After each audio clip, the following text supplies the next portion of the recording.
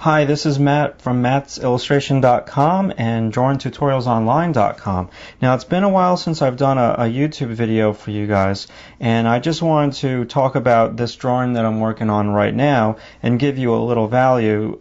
So basically, I'm doing a long drawing here, and I'm in the middle of it. I'm probably like, I don't know, a third done, and it's for the website, and it's for the members, and I'm walking them through how I get to this really detailed drawing. But while I have you guys for a couple minutes here, what I want to talk to you about is two things. The first thing that I want to show you that I do is that I use line quality. Like, I will think about thick lines versus almost like non-existent lines.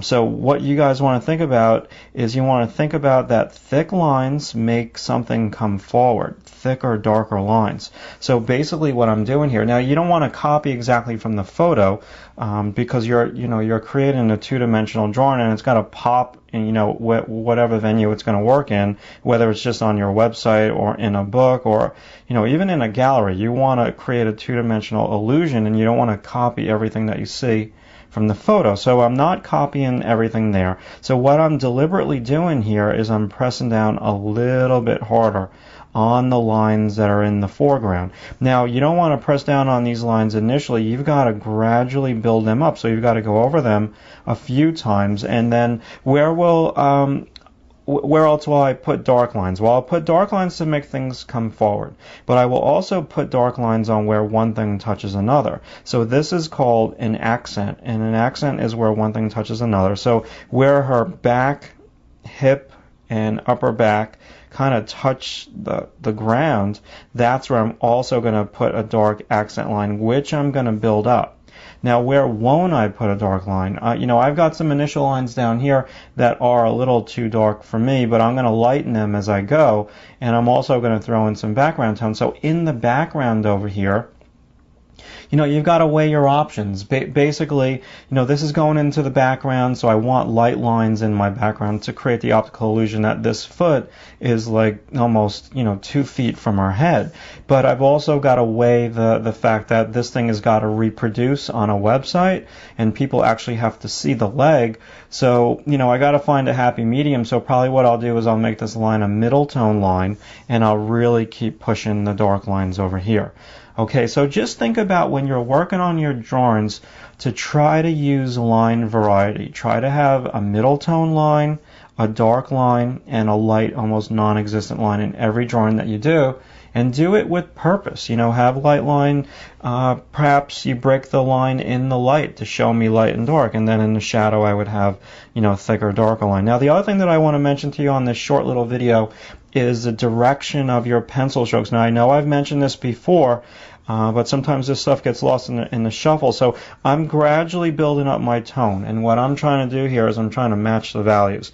And I'm sure this is kind of a little difficult to see because I've zoomed out a little bit. I haven't zoomed in on her back, but my pencil strokes are going with the lay of the land. So I'm wrapping some of my shading lines around the form. So if this kind of torso ab area, her pelvis is kind of wrapping around, I'm going to do that with my pencil stroke direction.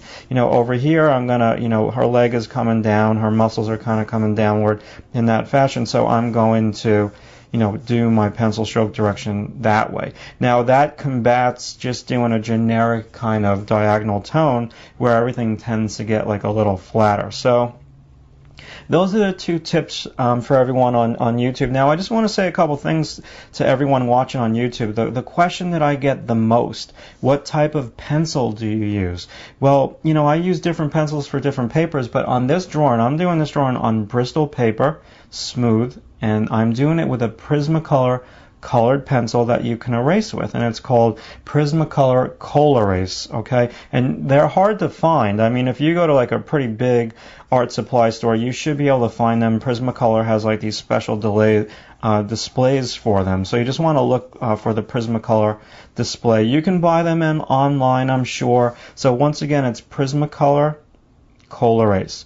Now, if this type of tutorial, this is something that you can go for, and you like this type of drawing, you might want to consider visiting my new website. And the new website is called drawingtutorialsonline.com. Okay.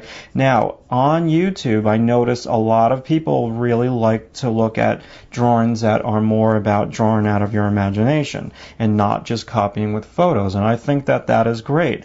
On my website, Drawing Tutorials Online, I've got a whole section of videos to teach you how to draw out of your imagination, because I certainly don't think that just copying from a photo is, the only way to draw. I fully understand that, drawing out of your imagination and even drawing from life is very important too. So this is just more for an illustration. So for those of you YouTube users who like my stuff but think that I draw from the photos too much, I agree with you. I agree that life drawing and memory drawing is really important. So I've got a video that you can all check out on drawingtutorialsonline.com. If you go there, just click on sample video and you can watch like a 25-minute video of me drawing out of my imagination. And you can also go there, or if you want, another free video that's like 15 minutes long about drawing faces out of your imagination. Go to iTunes and in the upper right hand corner type in Drawing Tutorials Online Podcast, and you will get a video that you can download to your iPod, and you can watch me kind of crank out a drawing of how to draw out faces or, rough skeletal skull structures out of my imagination. Well, that was a long one, so I look forward to seeing you guys soon. Thanks a lot.